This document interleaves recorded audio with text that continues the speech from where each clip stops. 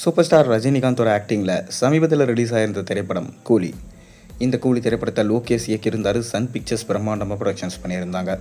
Anirudh music பண்ணியிருந்தார். மேலும் இந்த கூலி திரைப்படம் இது வரைக்கும் பார்த்தீங்கன்னா 600 கோடிக்கு மேலே வசூல் சாதனை செஞ்சுருந்தது.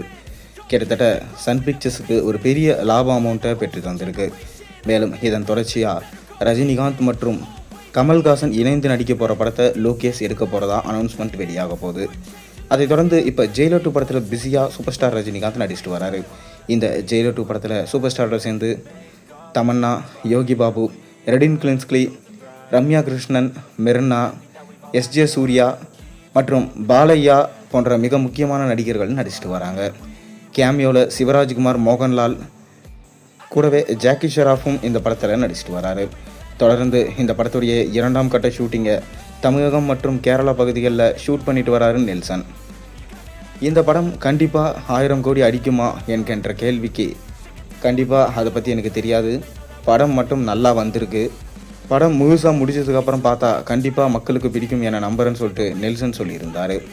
ஏற்கனவே நெல்சன் அவர்கள் ஜெயிலர் 2 படத்தை எப்படி கொடுப்பார் என ஒரு சந்தேகம் இருக்க தான் செய்யுது. ஏன்னா ஜெயிலர் 1 படத்திலேயே கேமியோஸ் நிறைய வச்சு படத்தை ஓட்டிட்டாங்க. ஜெயிலர் 2 படத்துலேயும் அதேமாரி கேமியோஸை கொண்டு வர்றது இந்த படத்துக்கு ஒர்க் அவுட் ஆகுமா அப்படின்றது ஒரு கேள்வி தான். ஏன்னா தொடர்ந்து பார்த்திங்கன்னா கேமியோஸ்னு சொல்லிட்டு அடுத்தடுத்து பண்ணுறது ரொம்பவே எரிச்சலாக ஒரு விஷயமாக போயிடுச்சு. பேன் இந்தியன்ன்ற பேரில் தொடர்ந்து எல்லா இண்டஸ்ட்ரியிலேருந்தும் ஒரு நடிகர்களை கூப்பிட்டு வந்து கதையில் ஒன்றுமே இல்லாமல் படத்தை எடுக்கிறாங்க என விமர்சனங்கள் கிளம்பிடுச்சு.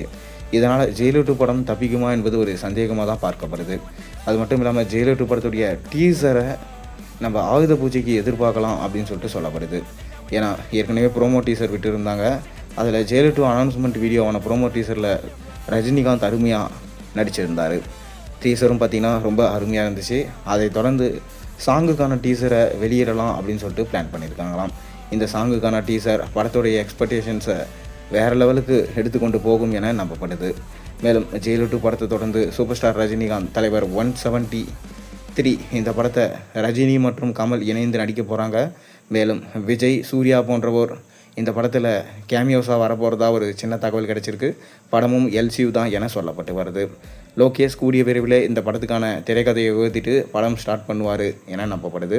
நீங்கள் என்ன நினைக்கிறீங்க? உங்கள் கருத்துக்களை மறக்காமல் கீழே கமெண்ட்டில் சொல்லுங்கள். மேலும் சேனலுக்கு சப்ஸ்கிரைப் பண்ணி லைக் பண்ணுங்கள், பெல் ஐகானை ப்ரெஸ் பண்ணுங்கள்.